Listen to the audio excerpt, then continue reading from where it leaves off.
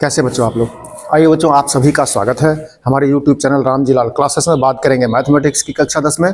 जी हाँ, और टॉपिक था अपना वृत्त। जी हाँ, सर्कल, वृत्त की बात कर रहे थे। वृत्त में बच्चों प्रमेय हमने कराई थी पिछले लेक्चर में आपके सम्मुख। कौन सी कराई थी? कौन सी प्रमेय कराई थी? स्पर्श रेखा की। कौन से स्पर्श रेखा? वृत्त के परिधि से, या वृत्त के बाहर से, या वृत्त के अंदर से। इस प्रकार बच्चों स्पर्श रेखा की चर्चा हो रही थी, तो थोड़ा सा हम रिकॉल करा दें आपको, स्पर्श रेखा की जानकारी दे दें, फिर चलते हैं आगे अगली प्रमेय पर, अगली उप प्रमेय पर।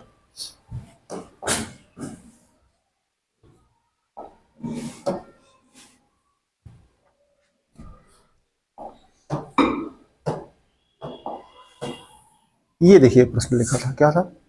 बाह्य बिंदु से वृत्त पर खींची गई स्पर्श रेखाएं समान लंबाई की होती हैं। ये आपने सीखा था। वृत्त के बाह्य बिंदु से वृत्त पर स्पर्श रेखाएं खींची गई थी, कितनी? दो ही खींच पाते हैं। जरा इसकी थोड़ी चर्चा कर दे बच्चों, फिर चले हम आगे। ठीक है,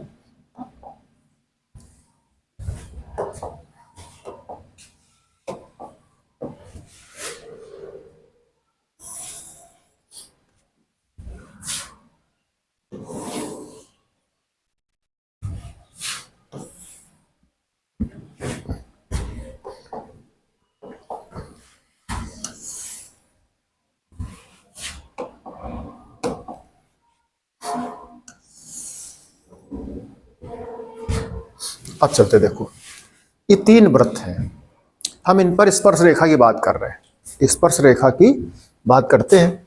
अब स्पर्श रेखा देखिए बच्चों, दो तो प्रमेय हम करा चुके। एक तो वृत्त की परिधि पर कोई बिंदु स्थित था, तब। अब एक वृत्त के बाहर कोई बिंदु स्थित था, तब। अब देखिए वृत्त के अंदर अगर स्थित है बिंदु, तब देखते हैं। सबसे पहले अंदर, ये हो गया बच्चों वृत्त का केंद्र। आपका क्या हो गया? वृत्त का केंद्र। मान लीजिए यहां पर कोई बिंदु स्थित है। इसके पहले हम बतावें तो आपको मैं याद दिला दें कि जो वृत्त बना था, जो वृत्त की परिभाषा सिखाई थी, वो क्या सिखाई थी? परिभाषा सिखाई थी हमने कि वृत्त बना है अनंत बिंदुओं से। कितने बिंदुओं से? तुम कहो सर कैसे? कैसे इसलिए क्योंकि परिभाषा क्या थी? परिभाषा थी उस बिंदु का बिंदु पथ, उस बिंदु का बिंदु पथ जिसकी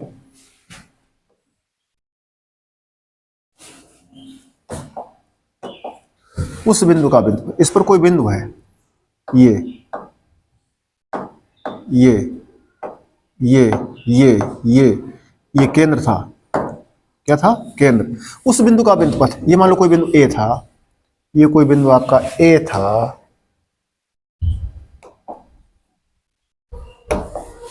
कोई बिंदु ए है। हमने बताया आपको उस बिंदु का बिंदु पथ, माने ये बिंदु जो पथ तैयार करता है, रास्ता तैयार करता है। शर्त क्या थी?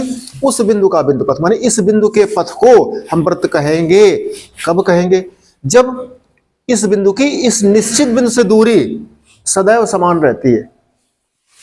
इस बिंदु का बिंदु पथ माने इस बिंदु का रास्ता वृत्त कहलाता है। फिर सुन लो, इस बिंदु का बिंदु पथ माने बिंदु का पथ माने बिंदु का रास्ता वृत्त कहलाता है। उस बिंदु का बिंदु पथ, कौन बिंदु का? जिसकी एक निश्चित बिंदु से दूरी, कहां से? ओ से।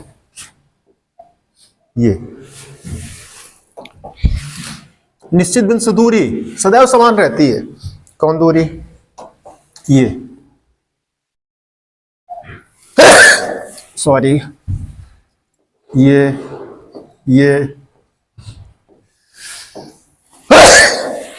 सॉरी,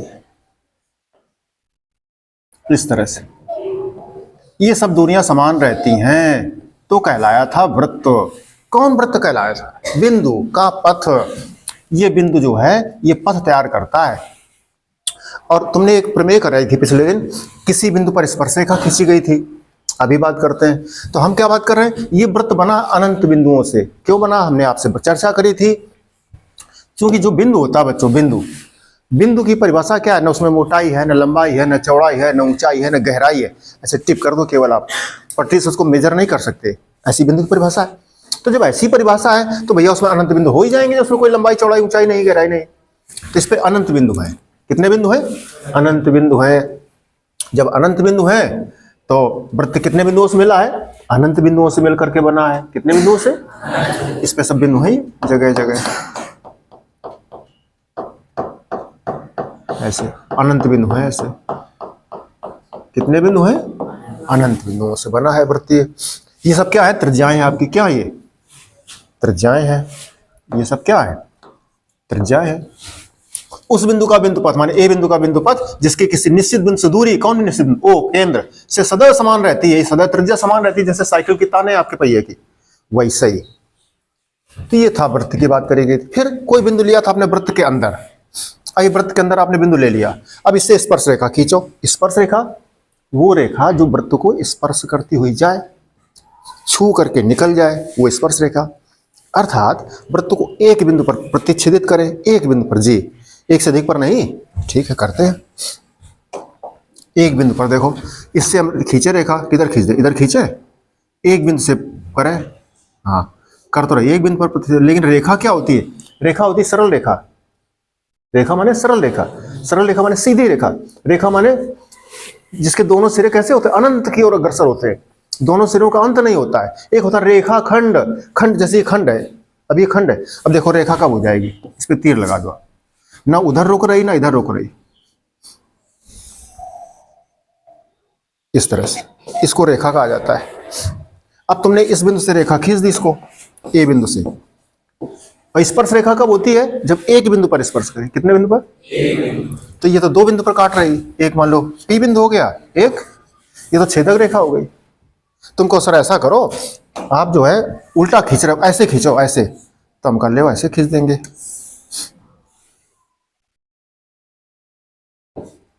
अब बताओ, फिर वो दो जगह काट गई। तुम कहोगे नहीं सर ऐसे खींच दो इधर की तरफ, तो ऐसे खींच दो जा करके। तुम कह दोगे नहीं सर ऐसे खींचो जा करके, तो ऐसे खींच दो जा करके। ये सब कैसी रेखा बन रही? छेदक रेखा बन रही। तो वृत्त के अंदर कोई बिंदु अगर स्थित है तो उससे वृत्त पर स्पर्श रेखा नहीं खींची जा सकती। क्या खींचा जा सकता है? छेदक रेखा। ये सब आपकी छेदक रेखा है। छेदक रेखा जो वृत्त को दो बिंदुओं पर प्रतिच्छेदित करती है। बात समझ आई? कितनी भी रेखाएं खींच दो इस बिंदु से, वो कभी भी वृत्त को स्पर्श नहीं कर रही। फिर आई थी बात बच्चों अगले प्रश्न पर। इस पे कोई बिंदु आपने ए लिया था, यहां पे कितना बिंदु लिया था? ए।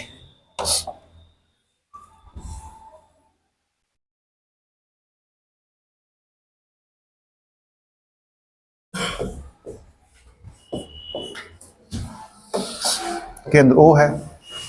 किसी वृत्त पर अगर बिंदु स्थित है, कहां पर स्थित है?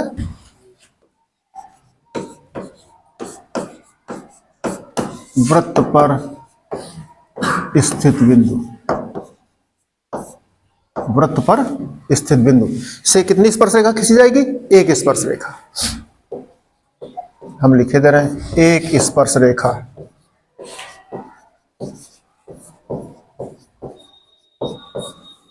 वृत्त पर अगर कोई बिंदु स्थित है तो उससे वृत्त पर कितनी स्पर्श रेखा खींची जाएंगी? एक स्पर्श रेखा खींची जाएगी। ठीक है।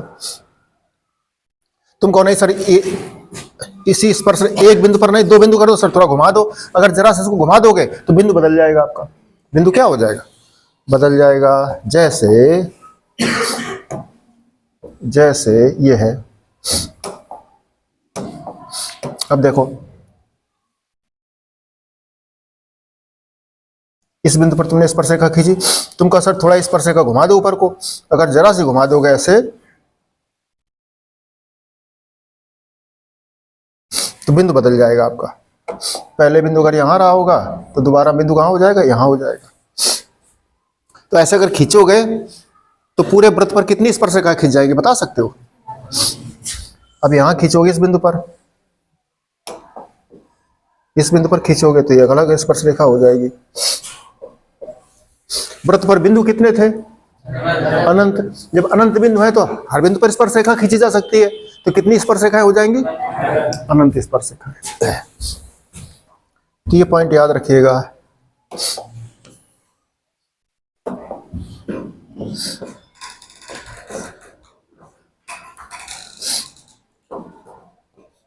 वृत्त की परिधि पर,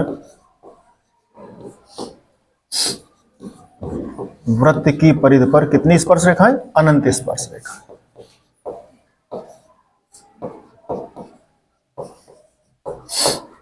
वृत्त की परिधि पर अनंत स्पर्श रेखाएं खींची जा सकती हैं।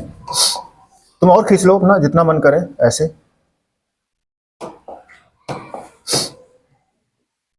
ऐसे ऐसे ऐसे ऐसे, बोलो, ये सब खींच दो स्पर्श रेखाएं।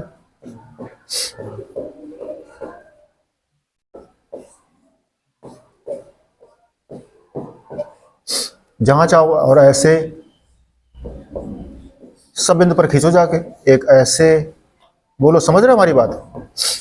यहां पर खींचो, ऐसे, यहां पर खींचो, ऐसे।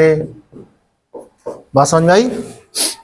वृत्त की परिधि पर कितनी स्पर्श रेखाएं खींचा, और वृत्त के परिधि के एक बिंदु पर, वृत्त की परिधि पर अगर देखो, वृत्त पर अगर बिंदु स्थित है तो उस बिंदु पर, एक बिंदु की बात करो तो एक स्पर्श रेखा खींची जाए। कितनी? एक स्पर्श, एक बिंदु पर। और अगर सब बिंदुओं की बात करें, पूरे परिधि की बात करो तो कितनी रेखाएं? अनंत स्पर्श रेखाएं। अब वृत्त के अगर अंदर बिंदु स्थित है तो कोई भी स्पर्श रेखा, छेदक रेखा बनेगी, स्पर्श रेखा नहीं बनेगी। अब कल की बात जो कर रहे थे, वृत्त के बाहर कोई दो बिंदु दिए थे, वृत्त के बाहर कोई बिंदु दिया था एक, और उस बिंदु से आपने वृत्त पर स्पर्श रेखाएं खींची थी।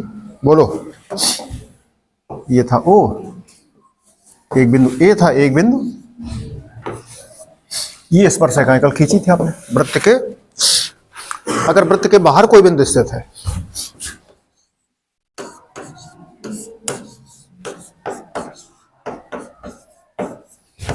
वृत्त के बाहर स्थित बिंदु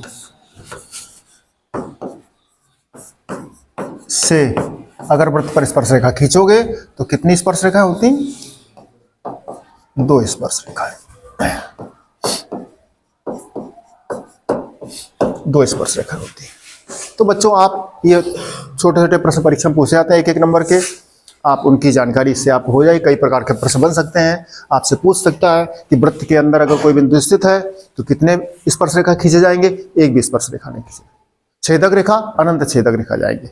इस बिंदु से निकालोगे, अनंत बिंदु है परिधि पर, अनंत बिंदुओं से मिलाते जाओ, निकाल दो तो अनंत छेदक रेखा हो जाएंगी। वृत्त की परिधि पर बिंदु स्थित है एक बिंदु से कितनी स्पर्श रेखाएं? केवल एक। अब वृत्त की परिधि पर समस्त बिंदुओं से अनंत स्पर्श रेखाएं। अब वृत्त के बाहर कोई बिंदु स्थित है तो उससे कितनी स्पर्श रेखाएं? दो स्पर्श रेखाएं। ये बच्चों छोटी छोटी बातें आपने समझ ली है। वृत्त कितने बिंदुओं से मिलकर बनता है? अनंत बिंदुओं से। परिभाषा क्या है? वृत्त किसको कहते हैं? वृत्त कहते हैं बिंदु के पथ को, बिंदु के पथ को। कौन सा पथ? जो केंद्र से बराबर दूरी पर है, केंद्र से बराबर दूरी पर जो पथ है, जो रास्ता है, वही जैसे साइकिल का आपका रिम, केंद्र जहां नहीं जो धुरा लगा होता है वहां से बराबर दूरी पर होता है रिम आपका, चारों तरफ तानों के द्वारा ताने त्रिज्या बन जाती हैं, दूरी बराबर हो जाती है, तो जो रिम है वही आपका पथ है वृत्त का, परिधि। ठीक है, इस तरह छोटी छोटी बातें सीखे बच्चों, हम आगे चलें। ये देखिए बच्चों, एक उपप्रमेय की बात करते हैं। कल एक प्रमेय कराए थे बच्चों, उसी का ही बदला हुआ रूप है। बाह्य बिंदु से वृत्त पर दो स्पर्श रेखाएं खींची जाती हैं, दिया है स्पर्श रेखाएं खींची जाती है, तो वृत्त का केंद्र स्पर्श रेखाओं के बीच के कोण के अर्धक रेखा पर स्थित होता है। जो प्रमेय लास्ट की हमने कल करी थी, कौन सी प्रमेय करी थी? फिर चलिए वापस, ये देखो करी थी, ये बाह्य बिंदु से वृत्त पर स्पर्श रेखाएं खींची गई थी, त्रिज्या मिला दी थी, उसे पी को मिला दिया था, दो त्रिभुज बन गए थे, इन दोनों त्रिभुजों का सर्वांग सम सिद्ध कर दिया था। सर्वांग सम सिद्ध का मतलब था कि दोनों त्रिभुज सभी अंग एक दूसरे के समान है। जब समान है तो प्रत्येक बात में बराबर हो गए थे, जब प्रत्येक बात में बराबर हो गए थे तो ये रेखाएं भी लंबाई बराबर हो गई थी, पी और पी भी। इसी प्रकार से जब आपने लिखा कि सर ये दोनों त्रिभुज सर्व अंग सम है, सर्व अंग सम, ये आपने लिखा था सर्वांग सम है, ये दोनों त्रिभुज सर्वांग सम है, ये दोनों त्रिभुज सर्वांग सम है, इन्हीं दोनों का बदला हुआ रूप ये था। तो सब बात में जब बराबर हो गए तो फिर हम कहेंगे बच्चों ये कोण और ये कोण भी बराबर हो जाएगा। इस त्रिभुज का प्रत्येक कोण इस त्रिभुज के प्रत्येक संगत कोण के बराबर है, इस त्रिभुज की प्रत्येक भुजा इस त्रिभुज की संगत भुजा के बराबर है। ये सर्वांग सम का मतलब है। ठीक है, फिर इसका मतलब क्या हुआ? ये कोण भी इस कोण के जब ये कोण इसके बराबर है तो इसका मतलब क्या बना, ये जो कोण पूरा है उसी कोण का जब कोण दोनों बराबर बराबर हो गए, ये 60 ये 60, तो मतलब पूरे कोण का अर्धक हो गई रेखा। कौन रेखा हो गई? अगर ये 30 है ये 30 है तो पूरा कोण 60 का हुआ, तो 60 की अर्धक रेखा नहीं हो गई, आधा आधा कर रही, 30 उधर 30 इधर। तो इस कोण की अर्धक रेखा पर कौन स्थित है? केंद्र स्थित है। यही तो सिद्ध करा रहा है। माने जो प्रमेय कल कराई थी सेम टू सेम डिटो वही टिप देंगे, वही कर देंगे, लास्ट में एक लाइन बदल देंगे जाके। वहां हमने लिखा था स्पर्श रेखाओं की लंबाइयां बराबर हो गई, पी ए बराबर पी बी। अब पी ए बराबर पी बी नहीं पूछ रहा इस प्रश्न, इस प्रश्न में बताओ ये जो इसका अर्धक रेखा है उस पर केंद्र स्थित है, तो अर्धक रेखा को साबित करो। अर्धक रेखा कब साबित कर पाएंगे? जब ये दोनों कोण बराबर हो जाएंगे। और कोण बराबर कब हो जाएगा? जब सर्वांग हो जाएगा। बस समझ गए होगे बात। हम कहाँ चलेंगे?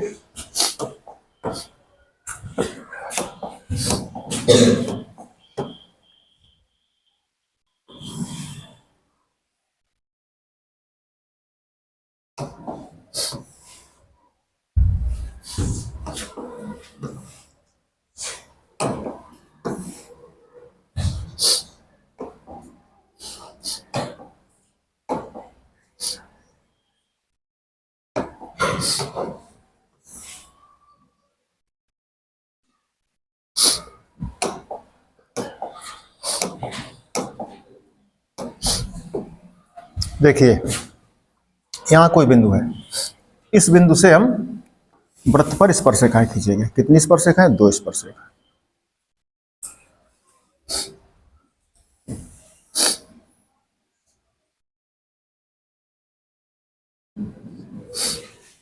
इस तरह से इसको आपने P कह दिया, इसको आपने A कह दिया, इसको आपने B कह दिया। यहां वृत्त का हो गया केंद्र।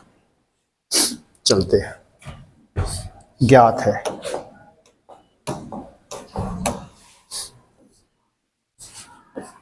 ज्ञात है माने दिया है। जो साधारण प्रतिज्ञा इसको कहा जाता है, क्या कहा जाता है?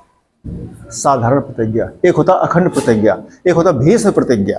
सुने भीष्म प्रतिज्ञा, एक कर दी प्रतिज्ञा तो कर दी, ऐसे ही प्रतिज्ञा है, ये भी वही अखंड प्रतिज्ञा है। प्रतिज्ञा और नियम है, ये बदलता नहीं है, एक बार है सो है, बस रहेगा। ज्ञात क्या है? प्रश्न पढ़ो। कह रहा है बाह्य बिंदु से वृत्त पर 2 स्पर्श रेखाएं खींची जाती हैं। माने बिंदु P से वृत्त पर 2 स्पर्श रेखाएं खींची गई। कौन? P और P B, ये कहा उसने। ठीक है, आगे तो वृत्त का केंद्र, वृत्त का केंद्र माने O, वृत्त का केंद्र स्पर्श रेखाओं के बीच के कोण के, स्पर्श रेखा कौन? P A और P B। ये स्पर्श रेखाओं के बीच के कोण, ये कोण बीच का, बीच के कोण के अर्धक रेखा पर स्थित होता। माने इसका अर्धक रेखा, इसका अर्धक रेखा पर केंद्र स्थित होगा, ये सिद्ध करना है। ठीक है, चलते हैं। पहले दिया क्या वो लिखो। 2 स्पर्श रेखाएं कौन? P A और P B ज्ञात है।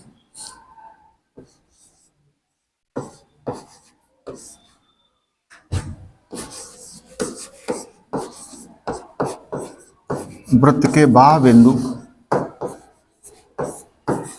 P से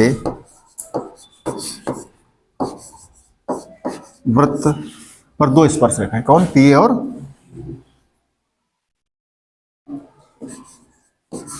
वृत्त पर या वृत्त की 2 स्पर्श रेखाएं।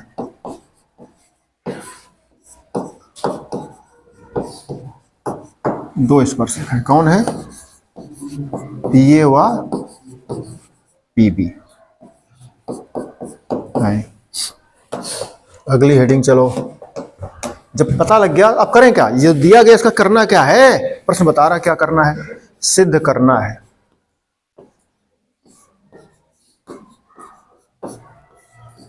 सिद्ध करना है। क्या सिद्ध करना है? पूछो प्रश्न। प्रश्न कह रहा सिद्ध सर ये करना है आपको कि जो स्पर्श रेखाओं के बीच का कोण है, तो वृत्त का केंद्र स्पर्श रेखाओं के बीच के कोण के, स्पर्श रेखाएं P A और P B, इनके बीच का कोण, ये कौन कोण? A P B, बीच के कोण के अर्धक रेखा पर स्थित है। माने इस कोण का अर्धक करती रेखा कोई जा रही होगी, उस पर केंद्र O पड़ता है। अच्छा,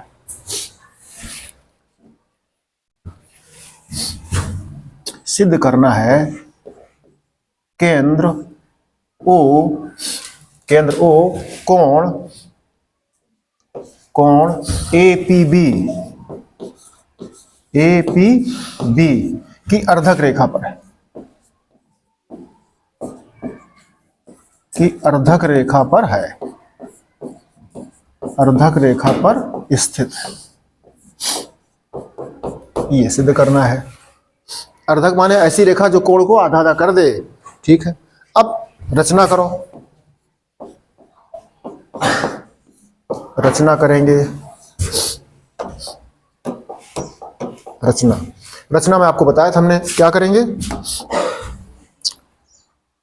ओ से ए को मिला दो, ओ से बी को मिला दो और ओ से पी को मिला दो।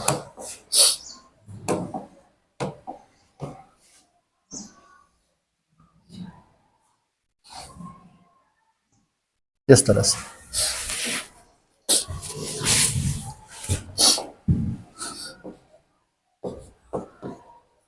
केंद्र ओ से ए बी व पी को मिलाया। ऐसे लिख सकते हो, ओ ए ओ बी ओ पी को मिलाया, आपकी मर्जी है। बच्चों पहले देखो, इतना स्पष्ट है आपके सामने। उसने वृत्त के बाहर एक बिंदु दिया, उससे वृत्त पर दो स्पर्श रेखाएं दी, पी ए और पी बी। फिर उसने कहा कि आप ये सिद्ध कर दो, जो स्पर्श रेखाएं हैं उनके जो बीच का कोण है उसका अर्धक करती हुई रेखा जा रही है, उस रेखा पर, इस रेखा पर बिंदु ओ स्थित है, माने वृत्त का केंद्र स्थित। अर्थात इसका मतलब क्या है कि जो रेखा जा रही है वो क्या करे, इस कोण का अर्धक है, इस पूरे कोण का अर्धक। अर्धक माने ये वाला कोण और ये वाला कोण दोनों बराबर हैं, आधे आधे हैं। 60 का आधा 30 30, 90 का आधा 45 45, 100 का आधा 50 50, 2 थीटा का आधा थीटा थीटा, है ना।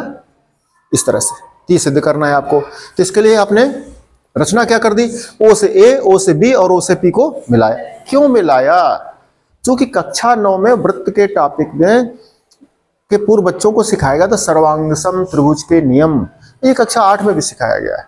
क्या था, दो त्रिभुज सर्वांगसम सिद्ध करते हैं, उसके 3 नियम सिखाए गए थे आपको। अगर तीनों भुजाएं समान है तब, दो भुजा और एक कोण समान है तब, एक भुजा और दो कोण समान है तब, दोनों सर्वांगसम त्रिभुज हो जाते थे। वो छोटी कक्षा सीख करके आए। तो इनको दोनों को सर्वांगसम सिद्ध करेंगे त्रिभुज को, तब तो कोण बराबर दिखा पाएंगे। इस त्रिभुज का ये कोण, इस त्रिभुज का ये कोण बराबर है। कब, जब सर्वांगसम होगा तब। सर्वांगसम कब होगा, जब त्रिभुज बनेंगे। इसलिए हमने इसको ओ से पी को मिला दिया, दो त्रिभुज बना लिए। अब पहले से प्रश्न दिया था त्रिज्याएं बराबर है, ये उभयनिष्ठ हो जाएगी, तो दो चीजें पहले से पता है? और स्पर्श रेखा और त्रिज्या के बीच बना कोण ये समकोण होता है। आप पढ़ चुके हो, पीछे प्रमेय कर चुके थे। ये कितना होता है, 90 90 होता है, सिद्ध हो जाएगा। चले बच्चों,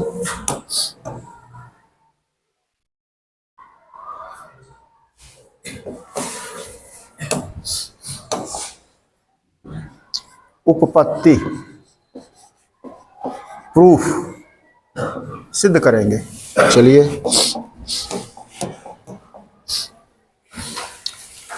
बच्चों दो त्रिभुज है अपने पास, एक त्रिभुज ये, एक त्रिभुज ये, दोनों त्रिभुज उठा रहे हैं हम। ओ ए पी,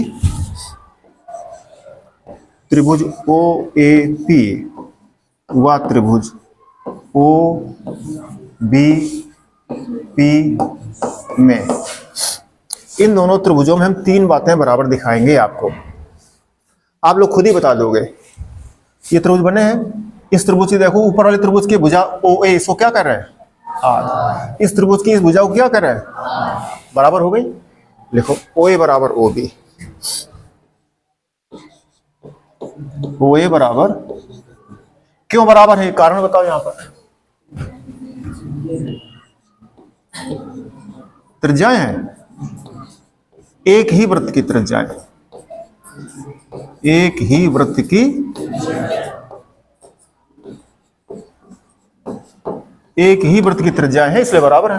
दो वृत्त अलग अलग होंगे तो कैसे, एक वृत्त 5 सेंटीमीटर त्रिज्या का, एक 20 सेंटीमीटर त्रिज्या का, बराबर होंगे। एक ही वृत्त, एक ही वृत्त की त्रिज्या है। ठीक, अच्छा अगली बात देखो। अगली बात बच्चों, ये कोण जो है ये 90 अंश हो जाता है। ये कोण हो जाता है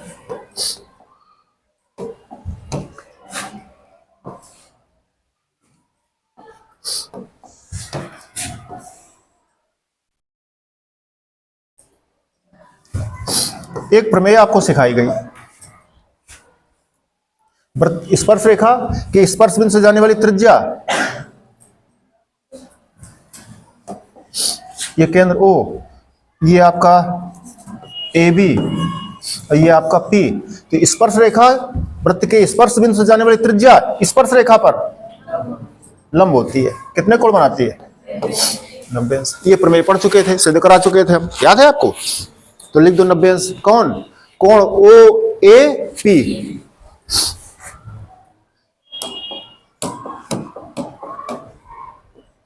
कोण OAP बराबर कोण OPB।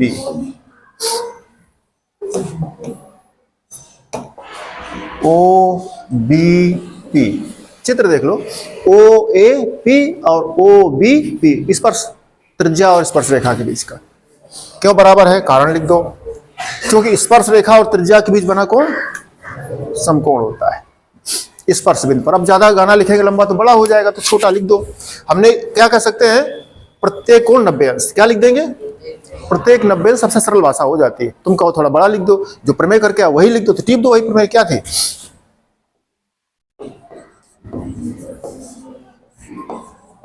स्पर्श रेखा व त्रिज्या के बीच बना कोण।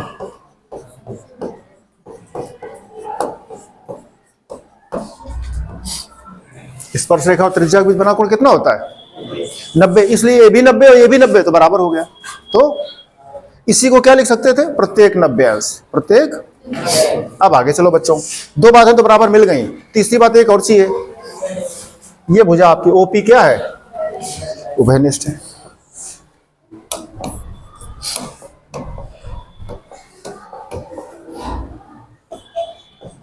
OP बराबर OP। ये क्यों बराबर है?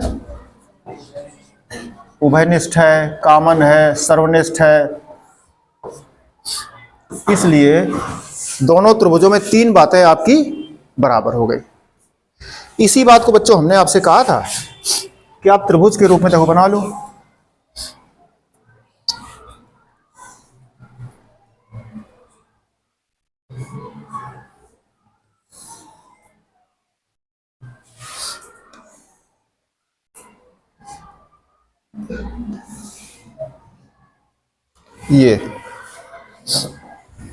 ये केंद्र O था, ये आपका A था, ये आपका P था। ये 90 अंश आ गया था, ये भी आपका। ये आपकी त्रिज्याएं थी, क्या थी? अब देखो इन दोनों त्रिभुजों में, और ये भुजा जिसकी हम बात कर रहे थे, ये भुजा आपकी क्या है? कॉमन भुजा है। देखो ऊपर वाला चित्र देखो, दिख रहा तुम लोग को?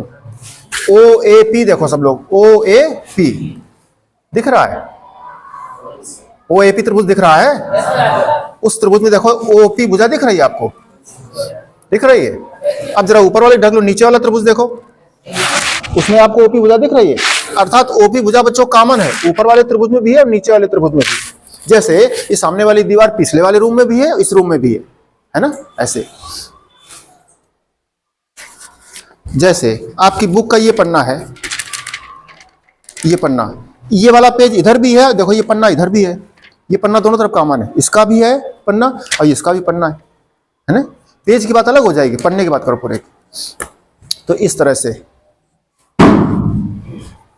तो इस जो त्रिभुज हमने अलग अलग काट लिए, तो हमने बच्चों ये त्रिभुज और इस त्रिभुज की बात कर रहे थे। देखो लिखा है त्रिभुज OAP, त्रिभुज OAP और OBP में त्रिज्याएं दोनों की बराबर, त्रिज्याएं दोनों की बराबर, प्रत्येक एक ही वृत्त की त्रिज्या है। ये कोण 90 अंश, ये कोण क्यों? ये वृत्त सीखा था, ये वृत्त सीखा था, स्पर्श रेखा और त्रिज्या के बीच बना कोण।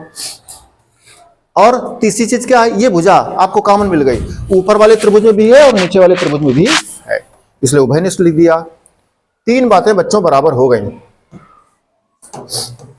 तीन बातें बराबर हो गई। इसलिए दोनों त्रिभुज, कौन त्रिभुज? OAP बराबर नहीं, सर्वांग सम त्रिभुज हो गए OBC। पी के। ये दोनों त्रिभुज सर्वांग सम हो गए। किस नियम से? देखो, भुजा कोण भुजा, चित्र देखो चल करके वापस, भुजा कोण और ये भुजा, भुजा कोण और ये भुजा। बात समझाई? ये तीन बातें बराबर हो गई। हम लिख दे रहे हैं भुजा कोण भुजा, सर्वांग समता का नियम है ये।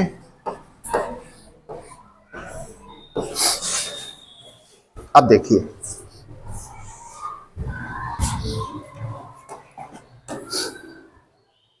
बताओ, बताइए बताइए। तो ये दोनों त्रिभुज सर्वांग सम हो गए। अब सेम टू सेम बच्चों, जो पिछला हमने प्रमेय किया था, अब तक यहां तक प्रमेय सेम था वो। अब देखो कितना सरल आपके लिए, यहां तक प्रमेय सेम है, यहां भी सर्वांग सम वहां भी सर्वांग सम। इसके सर्वांग सम के बाद हमने लिख दिया था, जब दोनों सर्वांग सम है अतः ये पी ए बराबर पी बी, इस त्रिभुज की ये भुजा इस त्रिभुज की इस भुजा के बराबर। क्यों? क्यों? क्योंकि सर्व अंग सम, ये कह रहा सर्व अंग सम बराबर नहीं, ऊपर की देखो चिड़िया उड़ रही है, सर्व अंग सम, सभी संगत बातें बराबर है। तो भैया पी ए बराबर बी पी बी होगा, लिख दो, अतः पी ए बराबर पी बी। तो प्रमेय सिद्ध हो गई आपकी, जो कराई थी लास्ट लेक्चर में। अब प्रमेय नहीं चाहिए, कह रहा कि ये बताओ ये कोण अर्धक है क्या? ये जो कोण है आपका, ये क्या दोनों बराबर है? तो है बराबर। क्यों? भैया सर्वांग सम सिद्ध कर चुके हो, जब दोनों त्रिभुज सर्वांग सम है तो इसका ये कोण इसका इस कोण के बराबर होगा, यही लिखना है। इसलिए कोण ओ A P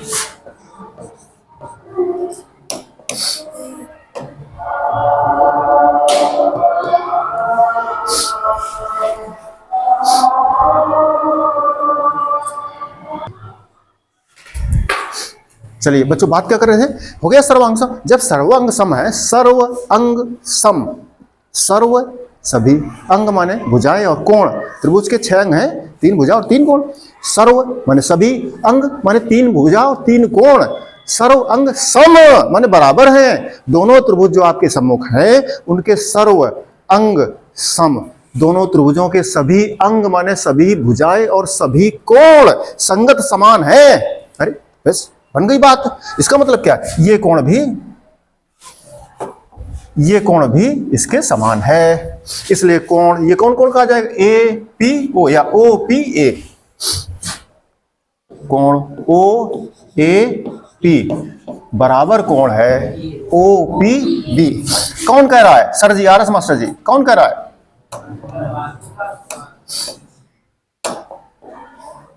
O P B, O P A, ओ ये भी गलत लिखा है। अरे राम राम, जल्दी का काम। ओ P A, O P A बराबर कोण O P B, O P B. कौन कह रहा है? सर्वांग सम नियम। इसलिए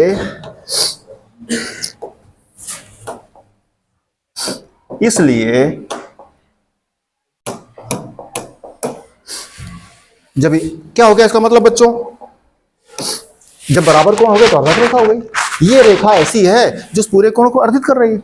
अतः ओपी रेखा पर कौन स्थित है? कोण ए पी बी की अर्धक रेखा। इसलिए कोण ए पी बी की अर्धक रेखा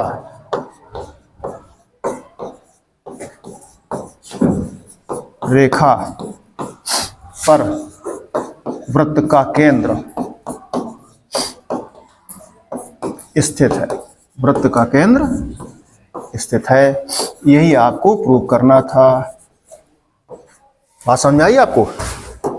बोलिए। देखो, ये दोनों त्रिभुज सर्वांग सम सिद्ध हो गए थे, और फिर जब सर्वांग सम है तो भैया इसका सभी अंग समान हो गए। ये कोण भी इस कोण के समान हो, यही नहीं, ये वाला कोण भीतर का, ये वाला कोण, ये दोनों भी समान हो जाएंगे, सब समान, सभी अंग हमने बता दिया, सर्व अंग सम। इसलिए ये दोनों कोण बराबर हो गए।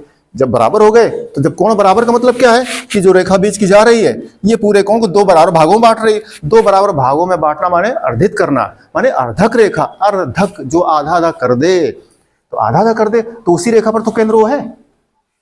तो वही प्रश्न सिद्ध हो गया। यही कह रहा था। बड़ा अच्छा प्रश्न बच्चों, मजेदार। आप सीख गए दोनों प्रमेय सेम टू सेम। तो घर से कर लीजिए, अच्छे से अभ्यास कर लीजिए, प्रैक्टिस कर लीजिए। बात करेंगे अगले, बात करते हैं बच्चों एक्सरसाइज पर, ठीक है।